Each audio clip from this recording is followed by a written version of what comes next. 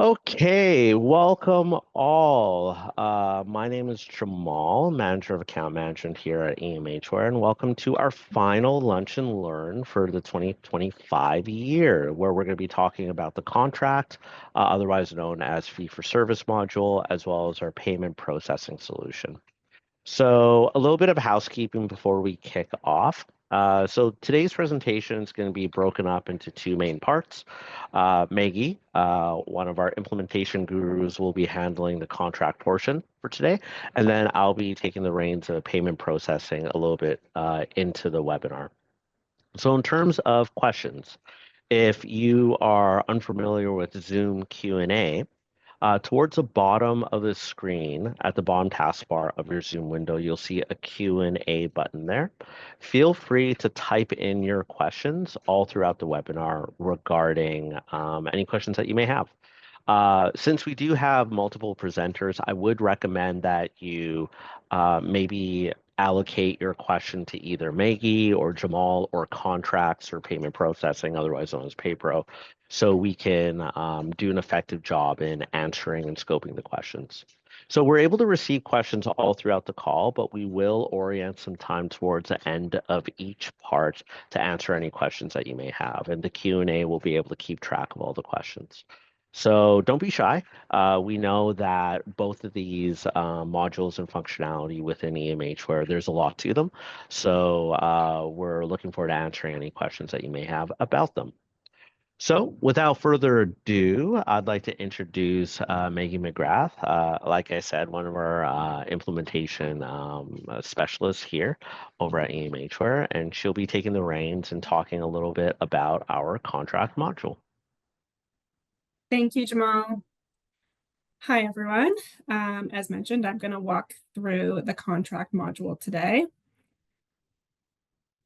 So the contract module was really designed for fee-for-service programs, as well as employee well-being or employee assistant programs. And within EMHware, if you're using the contract module, you're able to designate certain programs to be contract programs. And then you can enroll your client in one of those programs within program history, just like you normally would. But then for those contract programs, you'll see this contract information piece under your receiving services date, and you can set up your contract for the client here. The contract module does integrate with the client portal if you're using that. You're able to set contract numbers or have EMHware auto-generate those for you. You can set approval numbers. And then if this was an employee well-being program, you can set the client's contract source or funder. So generally, you would have all of the employers in your agency address book as this drop-down pulls from your agency address book. And you can set here on the client's contract who their funder or contract source is. Otherwise, if it's a fee-for-service program and the client's just paying for service, you can leave that contract source drop-down blank. We can fill out the start date, or if you leave that blank, it's going to auto-populate with your receiving services date. You can set the contract expiration date or have it default to the end of the next fiscal year. And then there's a couple different ways you can set up the client's contract. Kind of the most basic way is doing an overall rate for the contract. So we can set a rate either by session or hour. We'll say we're going to charge this client $100 per hour. And if that overall rate for the contract is set, then every time we do a contact with this client in this program, it's going to charge the client $100 an hour. We can also do it by session. In that case, for every contact you do, no matter the duration, it's going to charge $100. And you're able to set a max units, either hours or sessions. Again, in that example of the employee wellness program, You might have an agreement with certain employers that they're going to provide 10 sessions for the client. You can set that maximum there. And you can have these, this information here populate in based on the contract source. So in your agency address book, you're able to fill out these details for each of your employers. And then once that contract source is selected, it would populate in here for you. But what we see used a lot more than this kind of overall contract rate is this rate by activity only option. When that's selected, those fields are going to disappear. We're going to skip over this budget section for now. And we're able to go down to this activity rate for the client. And then you can set different rates based on the activity that you're doing. So for example, you might have one rate for individual counseling. We're going to say we'll charge $100 an hour for individual counseling, but a different rate for family counseling. And you might have a different rate if it's a no-show or a late cancellation, something like that. So you can set as many activity rates as needed on the client's contract. These activity rates can have defaults as well. So if individual counseling had a default rate associated with it, it would show up here in blue, and you could just leave it at the default or override it on the contract level. You can also have your activity rates default by contract source. So if you have a contract source or funder set up here, you can set up those activity rates based on the funder and have those be your default options.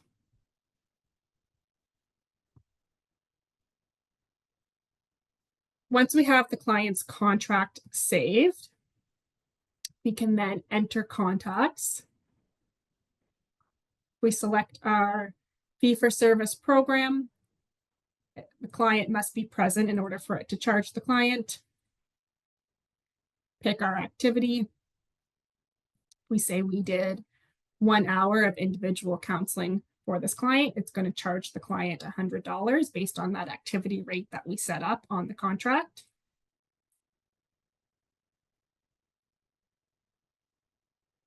You'll see you have the option to add in transactions. So if you want to record that a payment was made, we can add in a transaction. We can see right now the client's balance is owing us $100. You can control this transaction type dropdown. So if you want to record how the payment was made, you can put in different transaction types and then record the payment amount. So we'll say that this client just paid $50 for now. Their balance is going to update to owing $50. After payments are made, you also have the option to provide the client with a receipt.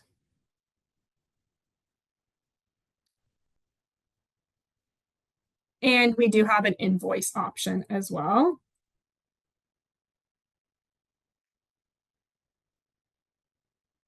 Which will be total what the client owes.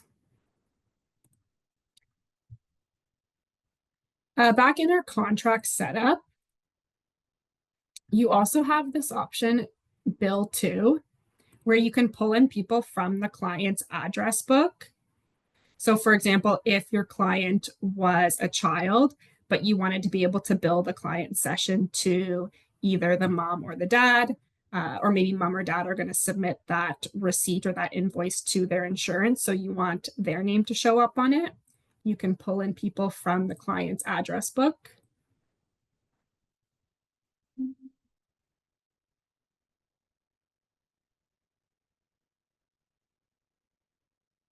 And then when you're doing those invoices and receipts,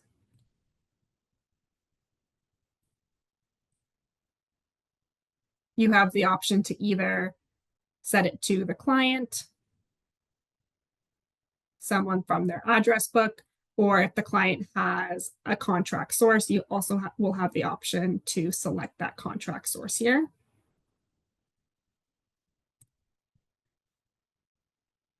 Once the contract is set up within program history, you can also access it through the client's contract tab.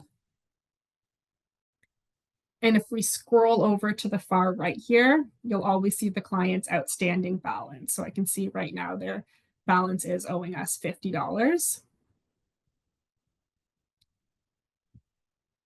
From the client's contract menu, we can get a list of their total activity records, which is any contact that has charged the client, as well as a list of all of their transactions.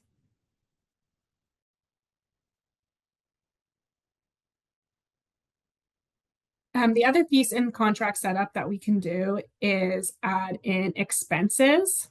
And expenses are anything else besides activities that you want to be able to charge the client for.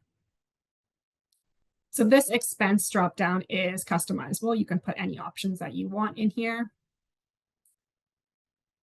And expenses can have rates per unit. So for example, mileage, it might make sense to have a rate per unit. We're going to say we'll pay 80 cents a kilometer. But a different expense type might not have a rate per unit, and that's okay. And then you can add expenses in to the client's contract, either on this contract page here or within a contact. If the expense type has a rate, then you can enter in the number of units and it will calculate the expense amount for you. Or if it's a different expense type that doesn't have a rate, you can just manually put in the amount, and then that would just create the charge for the client for the total expense amount. And you can also record your transactions on this expense screen as well if the client has made a payment for this.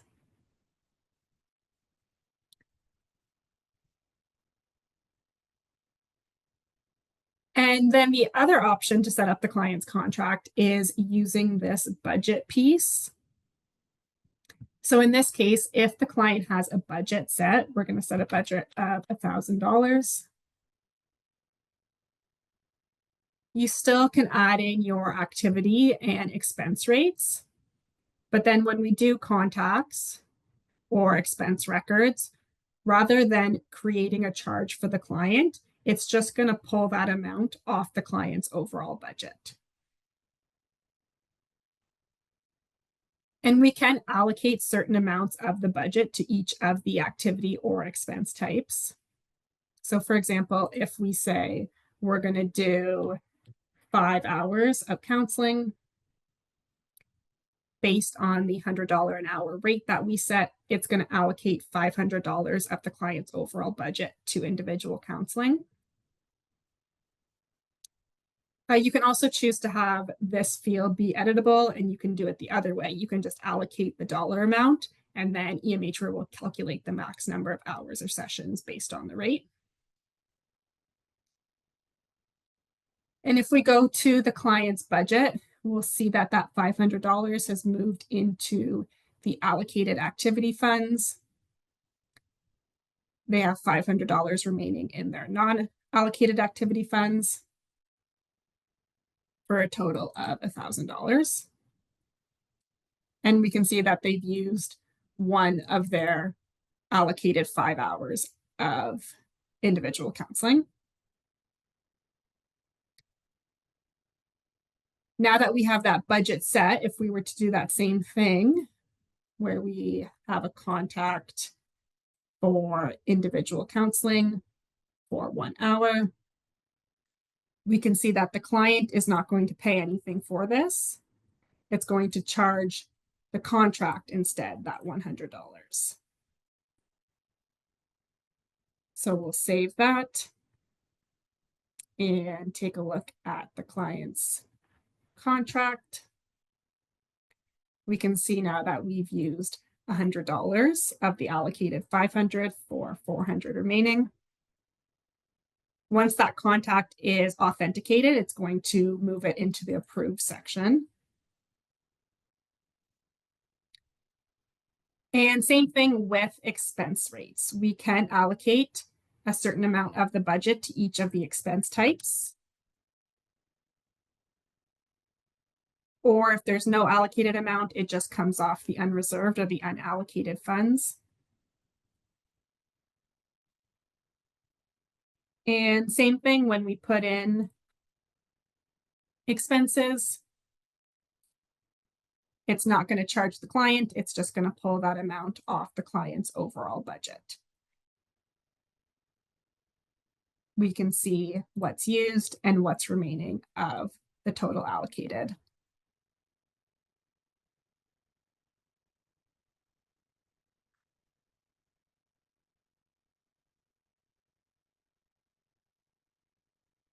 And I think that's all on my end for contract module.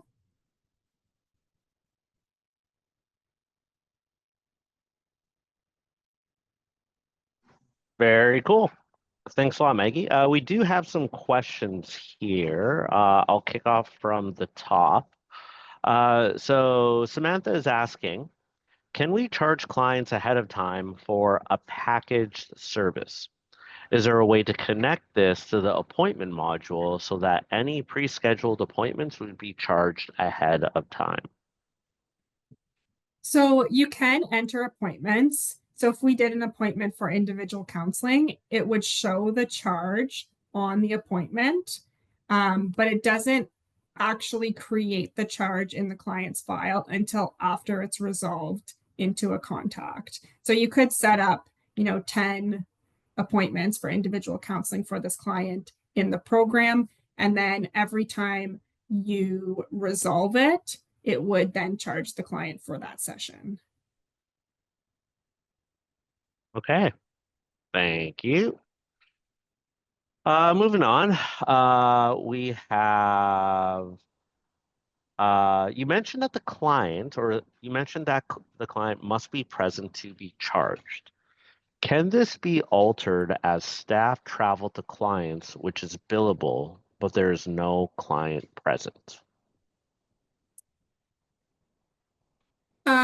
So currently it wouldn't work if you put the activity as travel and mark the client as absent. It would not create a charge for that. You could do it as an expense, or potentially we could look at changing how it works if there's certain activity types that make sense to charge if the client's absent. Okay. Perfect. And we have anonymous attendee. I think it looks like that you're asking about payment processing. So I'll be able to answer quite a bit of that during my portion of the call and presentation. So I'll get to that in a bit. So Samantha, you're asking, is there a deadline you can set for payments? Are you asking about payments related to contracts or payment processing?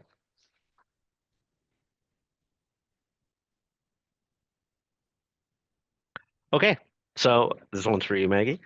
Is there a deadline you can set for payments? No, it just once you do the contact and it creates the charge, that charge would just kind of stay there until a payment is made.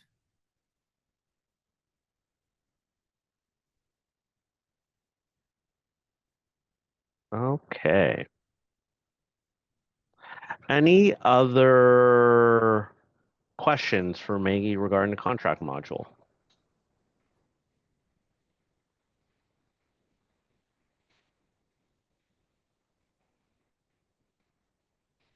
Okay. Thanks a lot, Maggie. That was great. I will step in here and begin sharing my screen.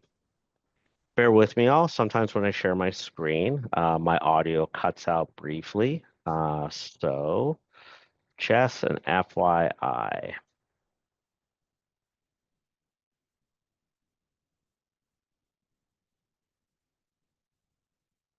Okay, I think we're okay. Can you hear me, Megan? Cool. Good. All right. So I'm going to be kicking it with a PowerPoint today to talk about PayPro. there's not too much to show on a live demo for this type of tech, but regardless, we'll be able to present about the solution and kind of talk about where we're at and what we have planned for the future. Okay, so we're going to kick off with what is payment processing? We call it PayPro for short, and it's way more fun to say. How does it work with EMHware? How to configure PayPro? We're going to talk a little bit about the pricing model, which was asked about in our Q&A, how much and the rationale for it. And we're going to be talking about PayPro in 2025, where things are at and where we're going. And then we'll get into our Q&A. So what is payment processing? Otherwise known as PayPro, payment processing enables EMHware partners and agencies, along with users, the ability to process payments directly within EMHware. So within PayPro, you're going to have a dedicated payments tab in your EMHware console, and that's also reflected in the global menu. And the PayPro functionality is in partnership with Stripe. So this is one of those pieces of functionality where we decided to work with a partner instead of building something from the ground up within our code stack. Stripe does payments better than we do at EMHware, so we figure better the partner for this type of functionality. And you're able to accept credit and debit payment options. It features white label invoicing, and the functionality is still in V1, and I'll talk about more on feature enhancements later on. So speaking about white label invoices. So here we just have a mock-up of what an invoice could look like. So under the number 1 in the top right corner, that'll be your agency's logo. You are also able to have a provider, including a clinical designation in EMHware, along with a license number. You're able to have a custom memo, which allows you to manually add other details, such as presenting members' families, etc. In addition to that, you're going to have a description is entered when the invoice is generated from EMHware. And more of an FYI, that receipts are a direct reflection of the invoice. So one of the most common questions I get about the white label invoice is how much customization and custom functionality is there regarding invoices? That is something that we are working on right now, but right now for our current version, we do have a static white label invoice that we offer. So we do feature or have like a new tab that will be located in the top. So this is just a screenshot of the payments and what it looks like. In addition to that, it will of course be reflected in the global menu as our functionality always is when we add on new modules and new tech. So in terms of configuration, how to configure PayPro. You want to reach out to accounts@emhware.com to have PayPro configured on. And then we're going to go through kind of like a consultation and onboarding process, ensuring that you are onboarded onto Stripe. And you can link Stripe directly from EMHware when you click the onboard button within EMHware. So normally, we have two different situations for agencies that are hopping onto PayPro. One is that they're not on Stripe at all, and they have to go through a Stripe onboarding process. Another situation is we work with an agency that is currently on Stripe. So if you're currently on Stripe, the onboarding process and overall implementation process is a lot more streamlined and tighter. Hence, we would just end up linking your Stripe account to your EMHware instance, and we'll be able to walk you through that. So you complete the Stripe onboarding process, and we recommend that you go through all of this in one sitting. And of course, that's just a recommendation. Sometimes schedules get in the way of things, and as well, we all have peaks and valleys when it comes to workflow. I mean, we're all in year end, so it's just a lot of peaks until April or May for many of us. So we can be flexible in scheduling. It is just a recommendation that we do have. And once you complete the Stripe onboarding process, you'll be redirected back to EMHware. So we like to say, be sure to verify all the information in your Stripe account before creating invoices. This only needs to be completed once by an agency admin or a financial controller or a financial coordinator or anyone else within your agency that is kind of looking after the books. And this is what it looks like. So after you click onboard within EMHware, you get put forward to Stripe. And this is the prompt that asks to connect a Stripe account to EMHware. And of course, you'll be using the login credentials in the email of the Stripe account admin in terms of linking them into EMHware. And we also have dedicated user roles as through the role manager within EMHware to ensure that you have all different types of folks represented and we have the proper permissions and powers allocated towards them. All right, pricing. So when it comes to PayPro, this is a little bit different from our standard modules. So most of our modules here at EMHware are annualized subscriptions. So you sign on, like the contract module, for example, that we just presented on. You pay an annual fee, and you have unlimited users within your agency. You're able to use that particular piece of tech. So more of a kind of like a fixed pricing model. When it comes to payment processing, we decided to do things a little bit differently, and we have a transactional or variable pricing model attached to it. So it basically pricing is based on your transaction amount. And this is also very typical when it comes to payment processing solutions. So we wanted to align our solution with what else is an offer in the marketplace. So pricing is at 3.5% plus 30 cents per transaction. So as an example, let's say you are processing a payment that's $100. You're going to be paying an additional $3.50 to cover the base percentage fee, as well as an additional 30 cents. So $3.80 total for that transaction. And we chose this pricing model due to the nature of the product, like I mentioned, as well as enabling you as an agency to configure it on or off in an easy manner. So unlike our SaaS offerings, the risk is a bit minimized on your end in terms of configuring on and off. And you just need to let us know whether or not you'd like to, of course, activate, continue, or deactivate payment processing. So one of the most common questions that I get about the pricing model is it all in pricing, or do you have to take care of pricing towards EMHware and Stripe? Which is a very common business model when it comes to integrated solutions like this. So the answer to that, we do have all in pricing. So you don't have to pay Stripe anything. You pay us, and then we end up having an agreement with Stripe, which will cover the costs of each transaction. So it is just all in pricing for your agency at the 3.5, but with the 30 cents per transaction. Okay, so some 2025 updates and kind of where things are at.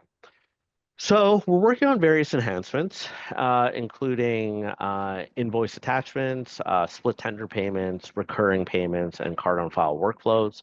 We're also looking into that customizable invoice and receipting option that I mentioned previously.